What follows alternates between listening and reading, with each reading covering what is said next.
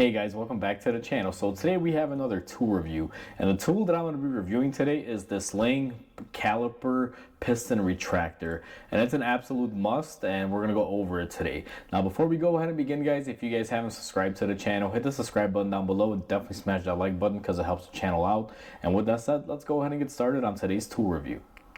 Today we're going to be reviewing this Lang Tool Caliper Piston Retractor, and I just want to mention, guys, that I paid for this with my own money. This is not sponsored. That's why I'm reviewing this, because it's a tool that I actually use, and you guys can see I'm definitely using it. She is quite dirty.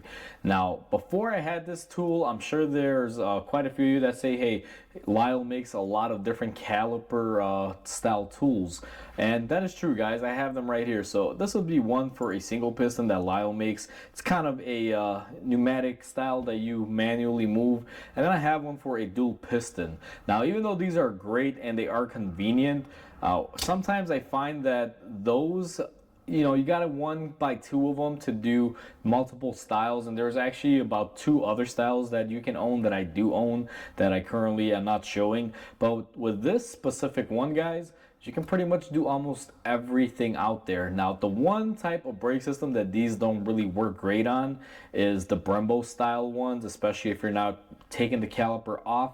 If you were to take off the caliper, you can easily fit it in there, but when the rotor's in the way, you're not going to be able to get in there. But any other conventional style caliper, whether it's dual piston or single piston, or even quad piston on one side, these work quite great.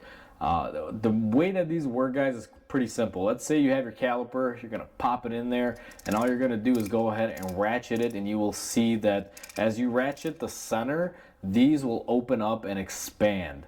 And that's the beauty of this tool, guys. It's very universal. It's actually more universal than those other 2 brake tools that I just showed you, which is this one and the other one.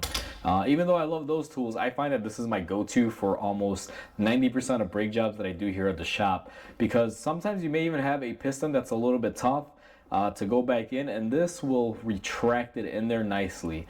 And even though sometimes this can be too small for some, like I just used this today on a 22 Ford F350, it's also very adjustable, where let's say you don't have it to be wide enough, you just put a brake pad in front of it and use that brake pad as a backing, and you can pretty much adjust it out. So it's real quick, simple, and easy. There's not a whole lot of moving parts to this, guys. Basically it's just a ratchet and a screw, and you guys can see it opens up the center. If you ever need to service it, which what I do to mine is I take these off, I unscrew them all the way, and I put some grease in between there, as you guys can see, and it just helps keep everything lubricated. But these are the best tools that I've come across so far that can do a majority of the brake jobs that I run into, guys.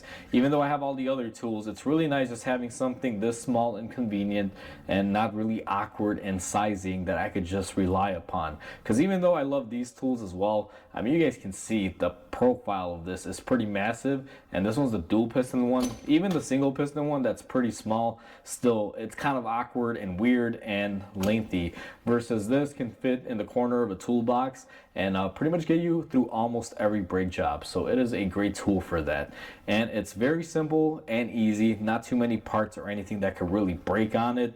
Unlike these, I will say that these, throughout the years, they started making them out of plastic, and they do wind up breaking the handles or the pivot points.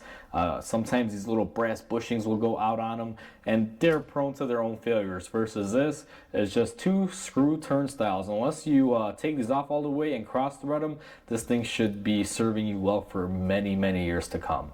So with that said, guys, hopefully you guys enjoyed this video. Please comment, like, and subscribe, because it definitely helps the channel grow. Hope you guys have a wonderful day, and I'll catch you guys on the next video.